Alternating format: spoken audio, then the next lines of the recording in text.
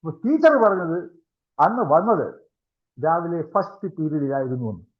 അപ്പൊ ഞാനിപ്പോ കണ്ടെത്തിയ ഒരു കാര്യമാണ്. ടീച്ചർ പറയുന്നു അന്നേ ദിവസം രാവിലെ ഒരു ഫസ്റ്റ് പീരീഡിലാണ് ഈ കുട്ടിയും അതിന്റെ കൂട്ടുകാരികളും വന്ന് എൻ്റെ ഈ പാഡ് വാങ്ങിക്കൊണ്ട് പോയത്. കുട്ടി പറയുന്നതാണ്, ഉച്ചയ്ക്ക് ശേഷം 1 മണിക്കൂർ ഇന്റർവെല്ലിന് പീഡിപ്പിച്ചതിനെ തുടർന്ന് എനിക്ക് ബ്ലീഡിങ് ആയതുകൊണ്ടാണ് ഞാൻ ടീച്ചറെ ഇടയ്ക്ക് പോയിട്ട് പാഡ് വാങ്ങിച്ചത്.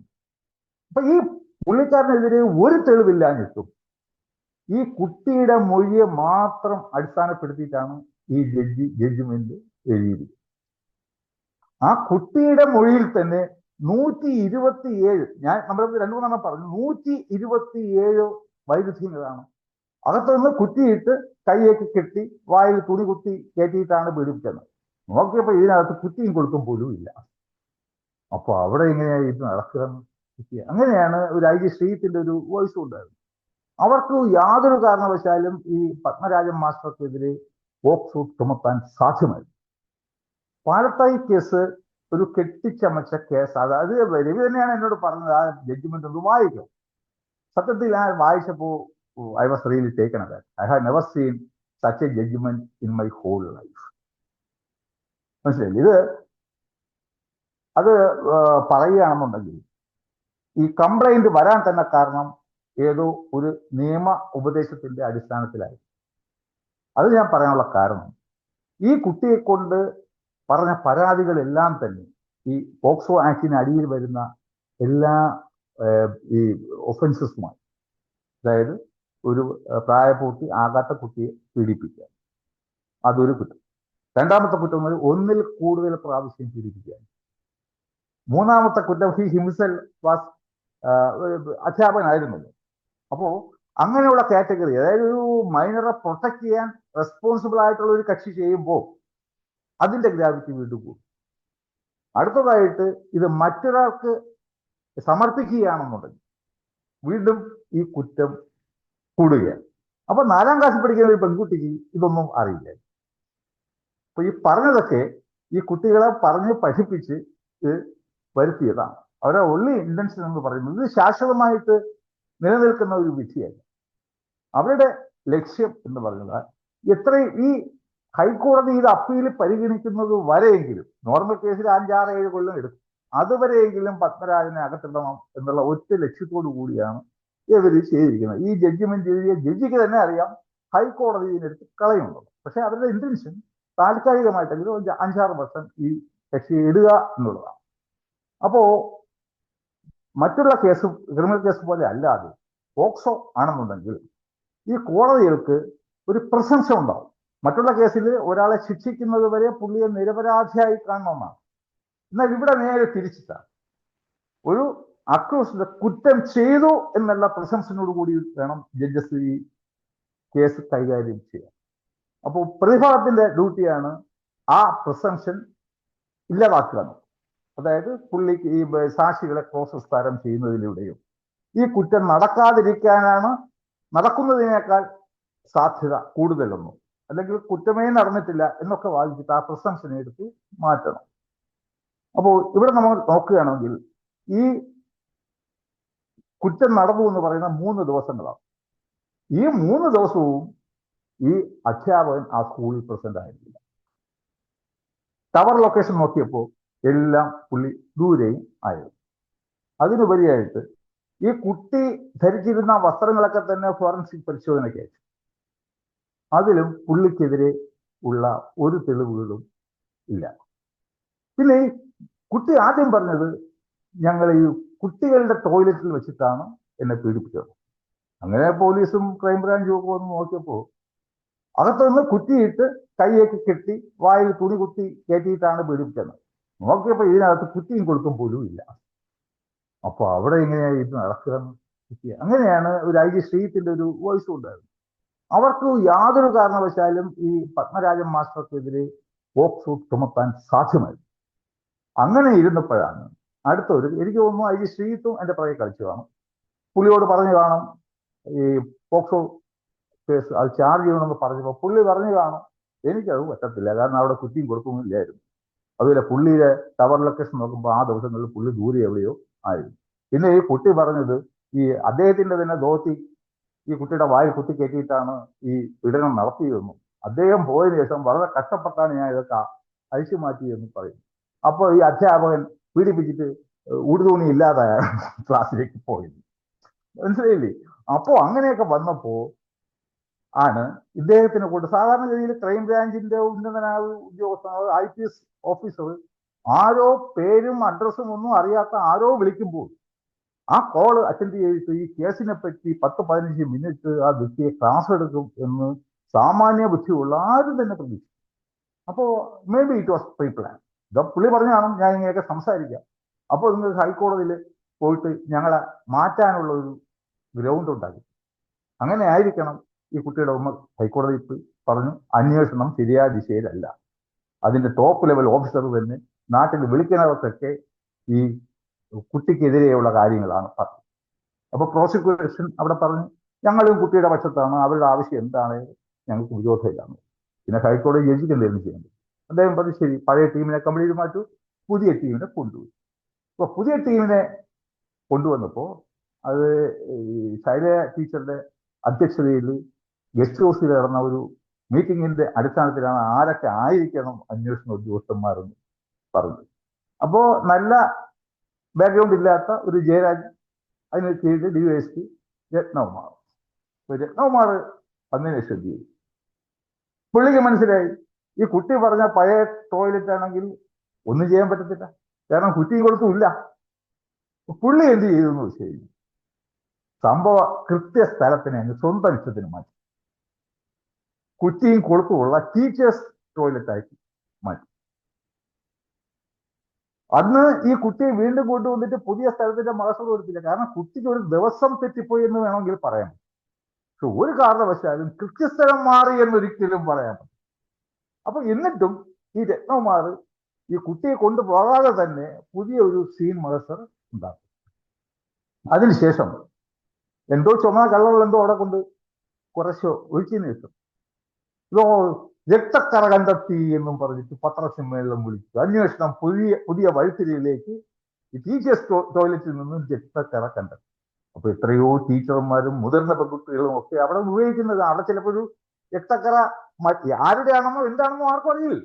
എന്നാലും അതിനെയൊക്കെ വന്നിട്ട് ശാസ്ത്രീയ പരിശോധനയ്ക്കെന്നും പറഞ്ഞ് അയച്ചപ്പോൾ ഫോറൻസിക്കുകാർ പറഞ്ഞു ഇത് അതിൽ നിന്ന് നമുക്ക് എക്സ്ട്രാക്ട് ചെയ്യാനും പോലും പറ്റുന്നില്ല പരിശോധനയ്ക്ക് വേണ്ടിയിട്ട്. ഇത് രക്തമാണോ ആണെങ്കിൽ മനുഷ്യരക്തമാണോ എന്ന് പോലും നമുക്ക് പറയാൻ പറ്റുന്നില്ല എന്നും പറഞ്ഞാൽ റിപ്പോർട്ട് കൊടുത്തു.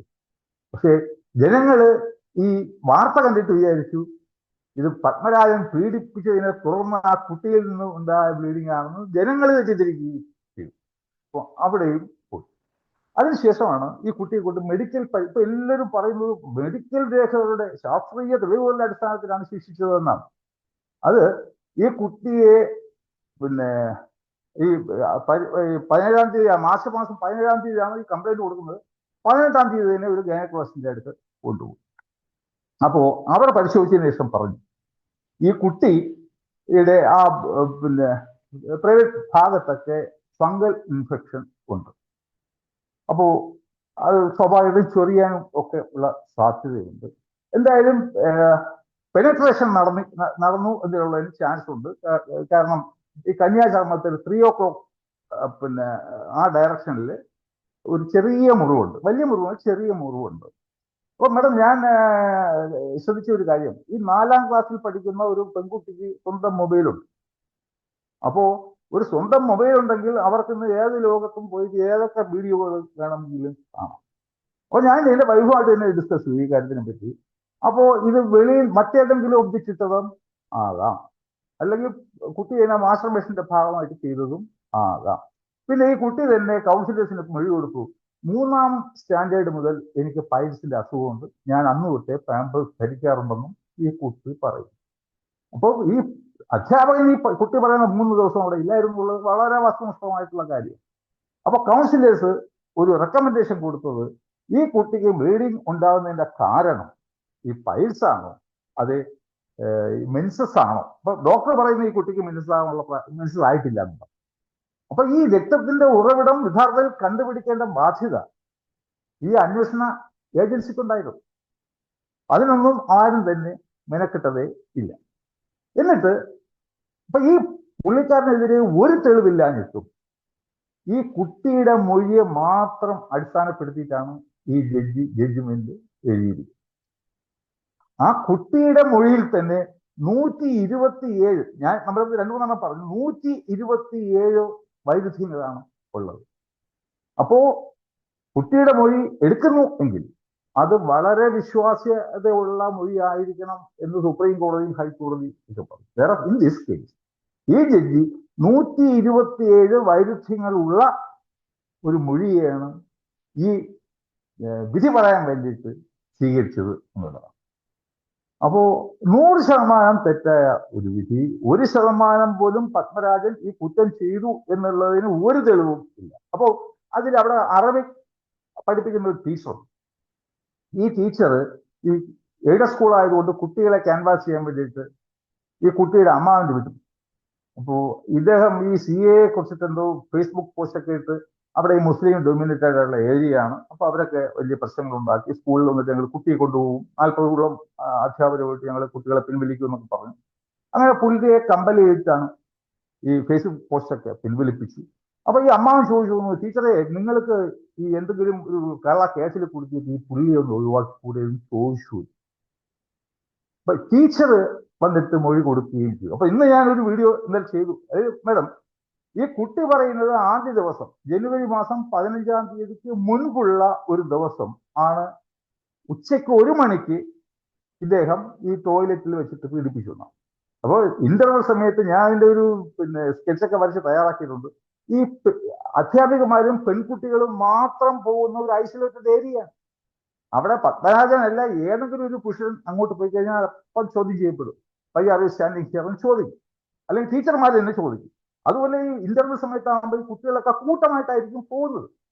ഈ കുട്ടി പറഞ്ഞത് ഉച്ചയ്ക്ക് 1 മണിക്ക് ശേഷമുള്ള ഇന്റർവ്യൂ സമയത്താണ്. പക്ഷേ അപ്പോ അന്ന് ആ പീഡനത്തിന് ശേഷം ഞാൻ ഈ ടീച്ചറെ, അറബിക് ടീച്ചറെ അടുക്ക പോയിട്ട് പാഡ് വാങ്ങിയെന്നും പറയും. അപ്പോ ആ ടീച്ചർ കൊടുത്ത മൊഴി എന്താണെന്ന് വെച്ച് കഴിഞ്ഞാൽ, ഞാൻ ഈ 15-ാം തീയതി ഞാൻ ലീവിലായി. അപ്പോൾ ഈ കുട്ടി പറയുന്നത് 15-ാം തീയതിക്ക് മുൻപൊരു ദിവസമാണ് പറയുന്നത്. ഇത് ഈ പാഡ് വാങ്ങിക്കാൻ എൻ്റെ അടുക്ക വന്നത് ഈ 15-ാം തീയതിക്ക് 2-3 ദിവസങ്ങൾക്ക് മുൻപാണെന്നാണ് ടീച്ചർ കൊടുത്ത മൊഴി. അതായത് ഇത് 15-ാം തീയതിക്ക് ഒരു ദിവസം മുമ്പാണെങ്കിൽ പറഞ്ഞത്, ടീച്ചർ പറഞ്ഞത് 2-3 ദിവസമാണ്.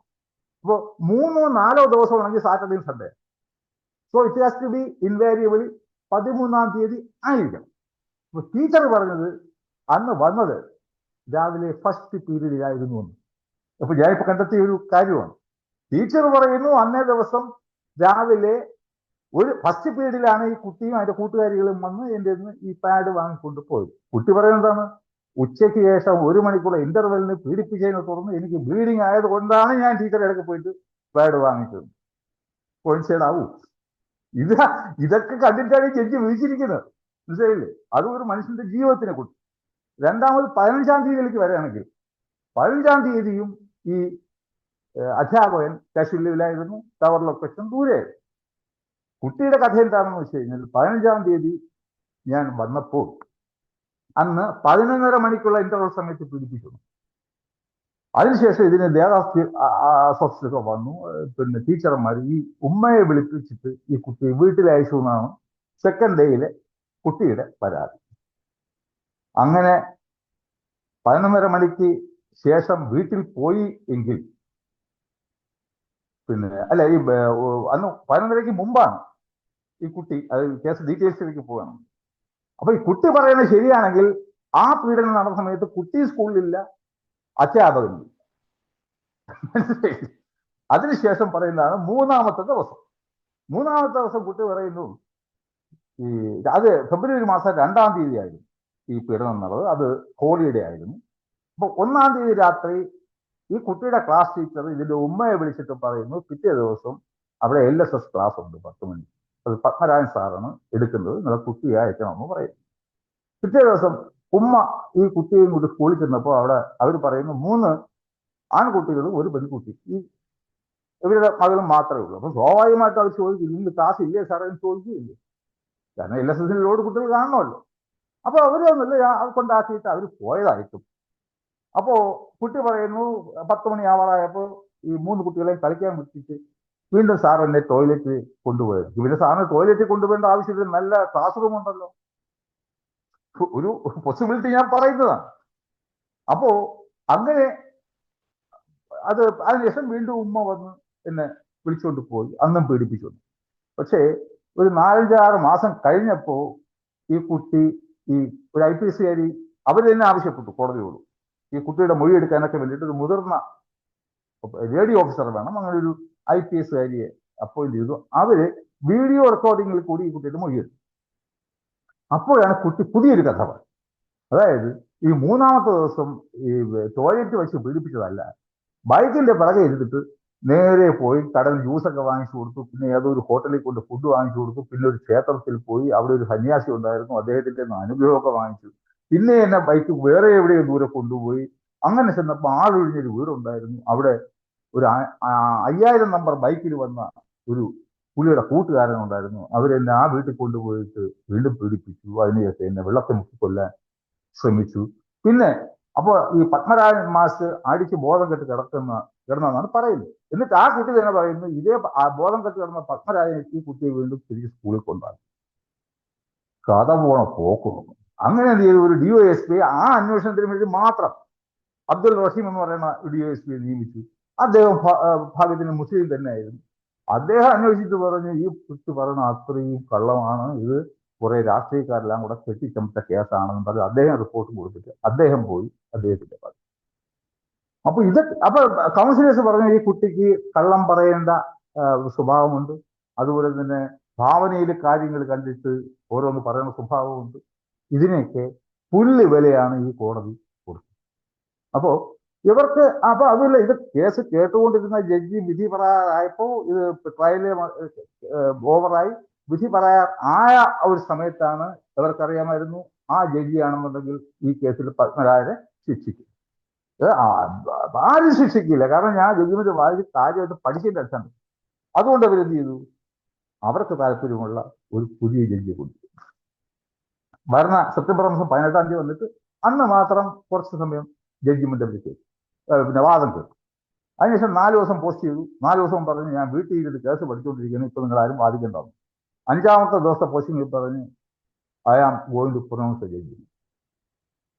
അങ്ങനെയാണ് ഈ ജഡ്ജ്മെന്റ് ഇപ്പോൾ വെളിയിൽ വന്നത്. അപ്പോൾ ഇതിനടിയിൽ പൈസയാണോ എന്തൊക്കെ രീതികൾ സ്വാധീനമാണോ, but at least they measured that he is behind the mask.